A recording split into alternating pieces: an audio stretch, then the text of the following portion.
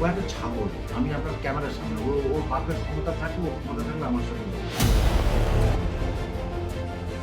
ওই শয়তানটার জন্য বাংলার সংস্কৃতি নষ্ট হচ্ছে, ওই শয়তানটার জন্য বাংলার সবকিছু শেষ হয়ে যাচ্ছে।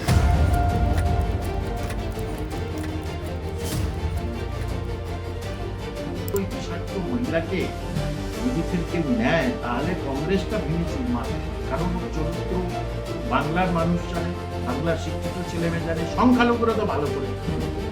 শিক্ষাটাকে কোন জায়গায় নিয়ে গেছে, কোন জায়গায় নিয়ে গেছে, আমি নিজে ক্যামেরার সামনে বলছি।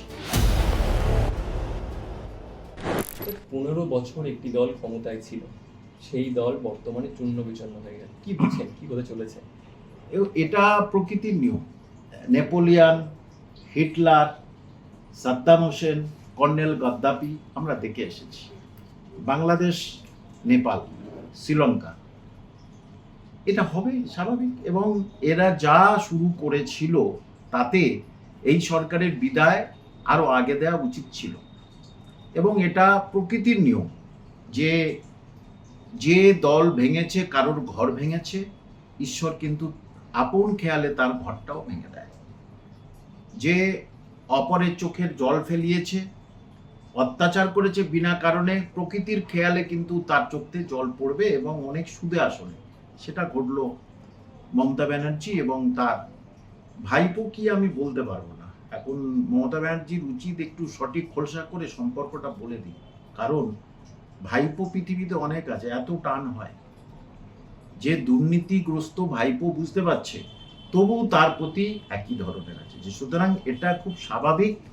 যেই দল অনেক আগে থেকে আমরা জানি, পশ্চিমবঙ্গের অবস্থাও তাই হয়, যে দল ক্ষমতা থেকে সরে গেছে সেই দল প্রায় নিশ্চিহ্ন হয়ে যায়, কিন্তু এটা সর্বোত্তম নিশ্চিহ্ন হয়ে গেছে। এটার ওই প্রতীক যে দেখবে সেই প্রতীকে ওই প্রতীক ঘেন্না করবে। যে সুতরাং এটা কাম্য ছিল, স্বাভাবিক ছিল, তাই হয়েছে। বিদ্রোহী তৃণমূল নতুন একটি দল তৈরি হচ্ছে এবং তৃণমূলের একটি অংশ সিপিআইএম থেকে শুরু করে কংগ্রেস দাবি তুলছেন যে বিজেপি পরিকল্পনা করে এই দল তৈরি করছে। এবং বিজেপি এখন পশ্চিমবঙ্গে যেভাবে কাজ শুরু করেছে, তাতে বিজেপি এখন থাকবে বেশ কিছুদিন, যা মনে হচ্ছে আর কি। সুতরাং বিজেপি পরিকল্পনা করে কি করবে? এমনিতেই হারার পরেই তৃণমূল থেকেই কেউ অটোমেটিক্যালি মমতা ব্যানার্জির ডাকা বৈঠকে যায়নি। তখন তো এই বিদ্রোহী শুরু হয়নি। তারা জানতো বিগত বছরগুলো যা অত্যাচার করেছি তার ফলভোগ আমাকে করতে হবে, এটা সবাই জানতো। সেই জন্য তারা অনেকে যায়নি।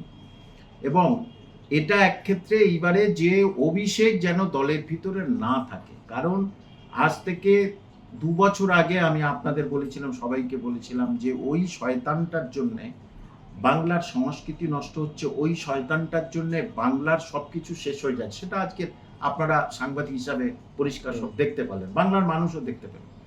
যে সুতরাং ওটা এমনি খোলামকুচির মতো না, ভেঙে পড়বে। আর একেবারেই এটা ঠিক যে ওই দলে আর কেউ থাকতে চাচ্ছে না। সুতরাং এরা কজন মিলে যে আরেকটা আদি তৃণমূল করবে, আমি এটা বিশ্বাস করি না। কারণ তৃণমূল নামটা মানুষ সহ্য করতে পারছে না, তৃণমূল প্রতীকটা মানুষ সহ্য করতে পারছে না, সেখানে আদি তৃণমূল কি হতে পারে না।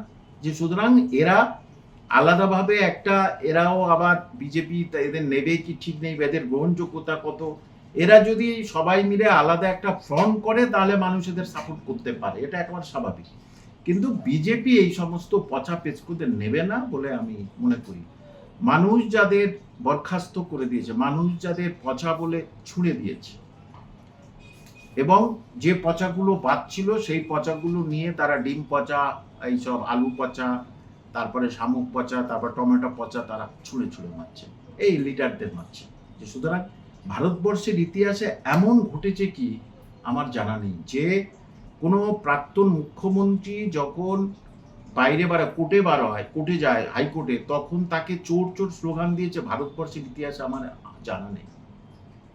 বর্তমানে আমরা দেখলাম যে অর্থনীতি একটু দুর্বল হচ্ছে, পেট্রোলের দাম বাড়ছে, সেই জায়গা থেকে কোনো কোথাও কি মনে হয় যে ইন্ডিয়া জোট একটি প্রভাব ফেলতে পারে? আমার মনে হয় না। তারপরে যা প্রভাব ফেলতো, এই পশ্চিমবঙ্গের শাকিনী টাকিনীরা গেছে, আর এই পশ্চিমবঙ্গে ফেরের বাসটা আবার ওখানে গেছে, তাহলে বিশ্বাসযোগ্যতা কিন্তু নষ্ট হয়ে যাবে। অন্তত বাংলার মানুষ ভোট দেবে না, আসাম উড়িষ্যার মানুষ কিন্তু, আর ইন্ডিয়া একে কিন্তু ভোট দেবে না। কারণ এদেরকে কেন ওখানে নিল?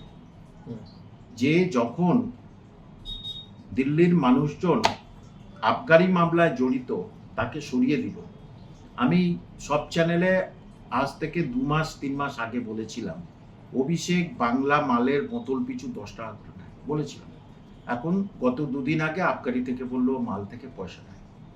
যে এই সমস্ত লোক যদি ইন্ডিয়া জোটে আবার সামিল হয়, হ্যাঁ ও হতে পারে যে আমি কংগ্রেসে ফিরে যাব, সেটা আলাদা কথা।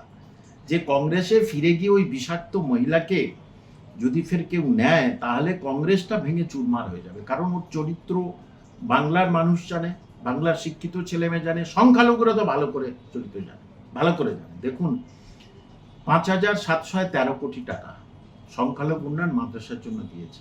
আপনি জানেন মাত্র 205 কোটি টাকা খরচা হয়েছে, তাও ভাইউচার নেই, খরচা করেছে।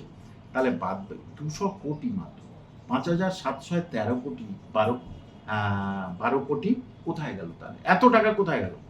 সংখ্যালঘুদের সামনে রেখে এগুলো সব এইভাবে বিভিন্ন জায়গায় তোলাতুলি খেয়েছে। আমরা দেখলাম যে সুরেন্দ্রনাথ কলেজ, এই সুরেন্দ্রনাথ কলেজ একটি নামী কলেজ, সেই কলেজে আমরা দেখলাম আপত্তিকর বস্তু পাওয়া যাচ্ছে এবং অস্ত্র পাওয়া যাচ্ছে।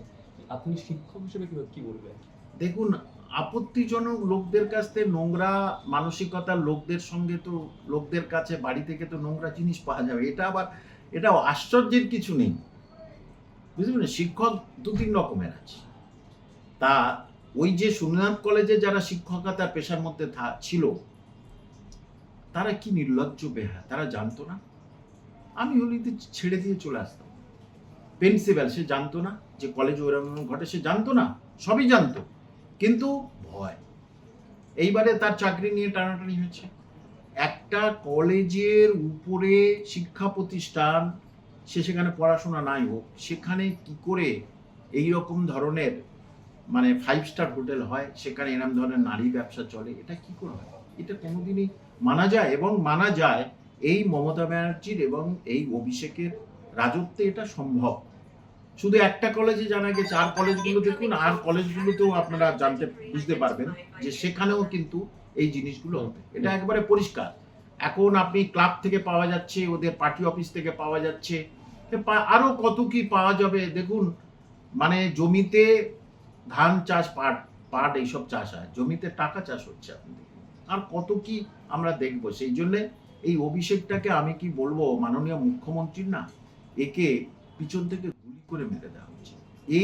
এই বিপদটাকে বাংলার বুকে রাখা একদম ঠিক হবে না, একে এনকাউন্টার করা উচিত। কিছুদিনের জন্য মাননীয় মুখ্যমন্ত্রীকে যোগী আদিত্যনাথজি হতে হবে, তাহলে কিন্তু বাংলা ঠান্ডা, একদম ঠান্ডা হয়ে গেছে কিন্তু, তাহলে বাংলা কিন্তু একদম পুরো আরো ঠান্ডা হয়ে যাবে। এই যে মুসলিমরা বলছিল বন্দে মাতরম গাইব না, কি হলো? গাচ্ছিস কেন তোরা? বল গাইব না।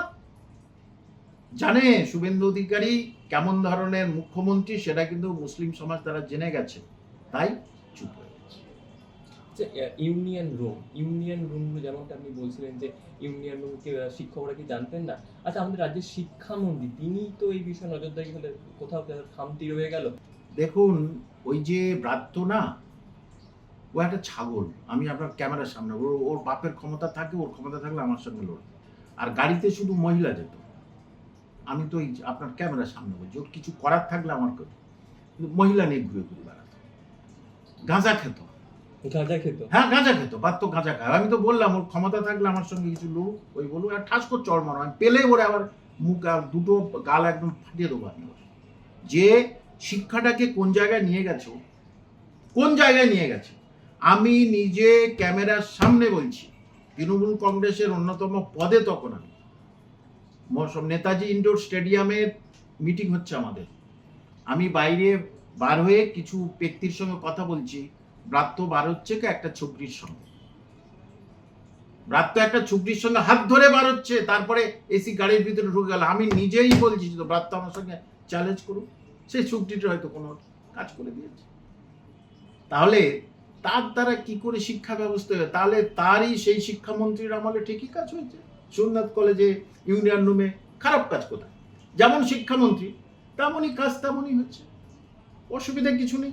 আগের শিক্ষামন্ত্রীর আমলে যেমন হচ্ছে, সে সবসময় কি বলে অপাকে নিয়ে ঘুরে অকে নিয়ে ঘুরে বেড়াতো, ঠিক তেমনি অর্পিতা নিয়ে ঘুরে বেড়াতো, তার সময় শিক্ষা দুর্নীতি হচ্ছে। এ হচ্ছে কিনা মহিলাদের নিয়ে ঘুরে বেড়াতো, গাঁজা খেতো, মদ খেতো, এর ক্ষেত্রেও একই ব্যাপার।